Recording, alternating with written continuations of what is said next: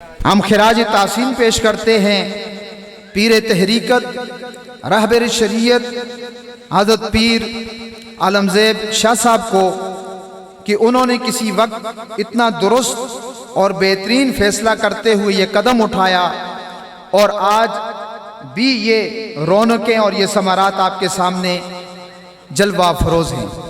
तो अब मैं हज़रत सैयद पीर आलमज़ेब शाह साहब की खिदमत में मुल्तमिस हूँ कि तमाम आने वाले अपने मुअज़्ज़ज़ मेहमानों का आकर वो शुक्रिया भी अदा फरमाएँ और अपने कीमती मलफूज़ात से मुस्तफ़ीद भी फरमाएँ।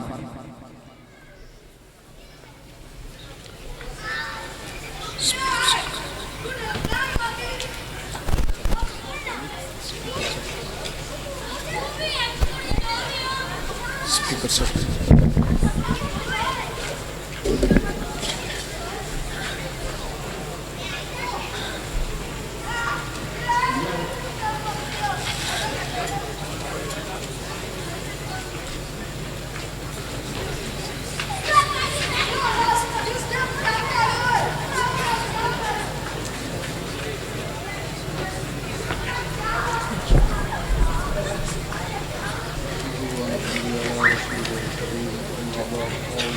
मिनश्शैतानिर्रजीम बिस्मिल्लाहिर्रहमानिर्रहीम। मुझे तो कारी साहब ने बुलाया कि मैं मेहमानों का शुक्रिया अदा करूं।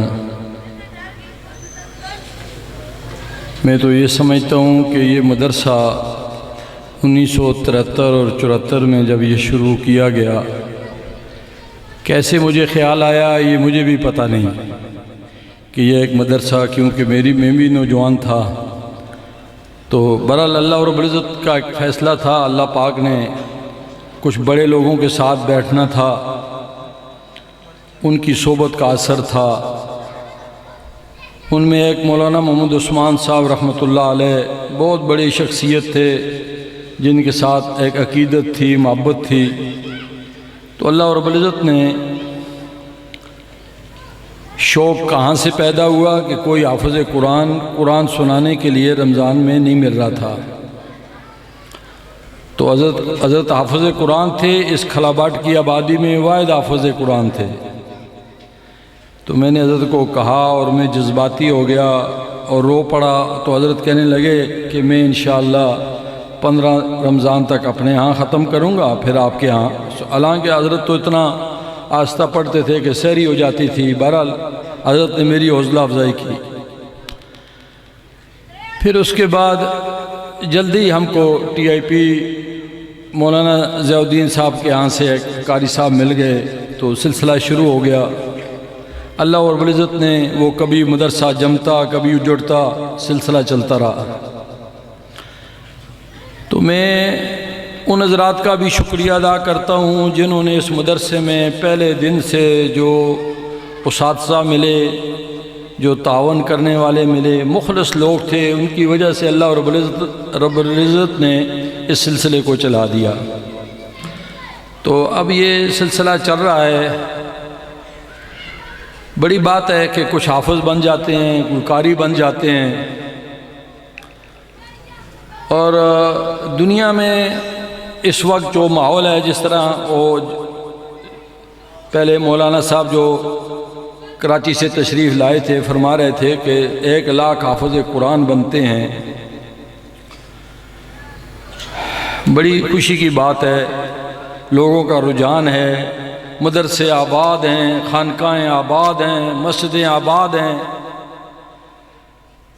मगर अंदर की जो कैफियत हमारी है हम ऐसे कि जिसको कहते हैं ना, एक छोटा सा टेस्ट हमारा हुआ, बातिल ने, कुफर ने हमारा एक टेस्ट किया। तो बड़े बड़ों के ऊपर नज़रें लगी हुई थी कि कुछ आगे से जवाब देंगे। तो अपनी जगह तो स्टेज पे बैठ के बड़ी बड़ी तकरीरें हो जाती हैं, मगर ये जो अभी गुज़रा कोरोना के नाम से, हाँ जी कोरोना है और तुम्हारे ऊपर जो पाबंदियाँ लगी और मस्जिदों के ऊपर, तो वो टेस्ट करना था कि क्या ये सारे मदारस, ये सारे उलमा, ये सारी खानकाएं हमारे कब्जे में हैं या नहीं। बातिल ने यह साबित किया कि ये मुसलमान हमारे कब्जे में हैं, इनसे अब कोई खतरा भी नहीं। बैतुल्लाह में वो हुआ, अरमैन शरीफैन में वो कुछ हुआ जो बातिल चाहता था। जब उलमा स्टेज पे आते तो कहते पांव से पांव मिला के खड़े हो जाओ, कंधे से कंधा मिला के खड़े हो जाओ। फिर हमने वो दिन भी देखे कि हमको 3-3 फुट दूर पे खड़ा किया जाता था। तो दुनिया ने हमें चेक कर लिया। बहरहाल वो मेरे भाई हैं, तो कल ही वो सुबह कह रहे थे कि बहुत मुसलमान तो बहुत हैं मगर 313 नहीं है। तो मैंने कहा अब 313 दूसरों में हम तलाश करें तो एक तो आप भी बन सकते हो, अल्लाह करेगा 312 और आ जाएंगे। हर आदमी ये फिक्र करे कि मैं कुछ बन जाऊं, सारी दुनिया जन्नत में चली गई, मैं जहन्नम में चला गया तो मेरा क्या बनेगा। बात तो यह है कि मुझे तो अपनी फिक्र करनी चाहिए, दूसरे के ऊपर तंज और तनकीद करने की बजाय अपने गिरबान में देखो, अपनी फिक्र की ज़रूरत है। तो मेरे भाइयों, ये अल्हम्दुलिल्लाह ये अल्लाह रब्बुल इज़्ज़त का करम था कि मेरे जैसे एक अनपढ़ आदमी से, जो आज भी नाज़रे का तालिब इल्म है, अल्लाह रब्बुल इज़्ज़त ने इस इदारे की बुनियाद 1973 और 74 में रखवा दी और सिलसिला चल पड़ा। बड़े बड़े मुखलिस लोग आए और उन मुखलिसीन के एक से एक मुखलिस आता रहा और वो सिलसिले को चला रहे हैं। नाम तो मेरा लेते हैं कि जी ये शाह साहब ने बनाया और शाह साहब देख रहे हैं, हालांकि बस मैं उस वक्त अल्लाह ने काम लिया कि बुनियाद रख ली, आगे चलाने वालों ने इसको चलाया और ये सिलसिला चल रहा है। तो माशाल्लाह आज कुरान की महफ़िल है। अल्लाह रब्बुल इज़्ज़त कुरान करीम के साथ हमें ताल्लुक़ नसीब फरमाए। तो बड़े बड़े माशाल्लाह मौलाना अकानी साहब भी आए हुए हैं, बाकी भी सारे उलमा पहले भी आपने सुने, बाद में भी कुरान आ रहे हैं जो आपको कुरान करीम सुनाएंगे। तो ये नौजवानों ने ये प्रोग्राम किया है, मैं सब आने वालों को खुश आमदीद कहता हूँ। अल्लाह सबको जज़ाए खैर दे। मगर बात यही है, नसीहत तो आदमी सारी दुनिया को करता रहता है, वसीयत भी करता है, हाँ, मगर अपने बारे में भी सोचे कि मेरा क्या लेवल है। हाँ, मैं अगर आज तो बड़ा आसान है, मगर धोखे में आदमी ना पड़े।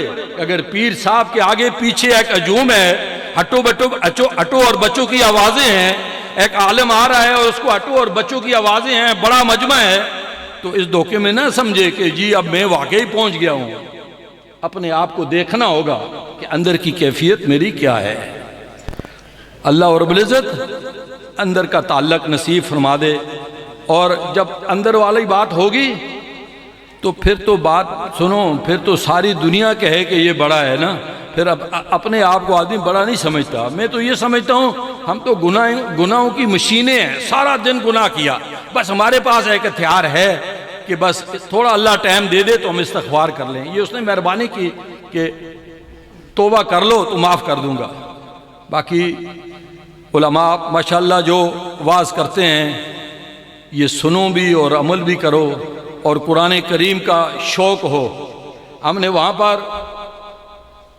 एबटाबाद के अंदर बूढ़ों का इम्तिहान करवाया। हमने कहा जी जो बूढ़े लोग हैं, जो हाफिज और कारी नहीं हैं, वो आके अपना कुरान का इम्तिहान दें। जो पास हो जाएंगे, जो सिर्फ पास हो जाएंगे, तो हमने इनाम भी रखा। अगर 100 आदमी पास हुए तो 5-5 हज़ार रुपये इनाम भी होगा। तो अल्लाह जानता है वो 300 लोगों में बड़ी मुश्किल से 20 लोगों को वो क्या कहते हैं सिफारशी पास करवाया गया है। तो हम आज भी बन जाते हैं। हालत हमारी, शर्म आता है कि किसी को कुरान सुनाएं, कुरान ठीक कर लें।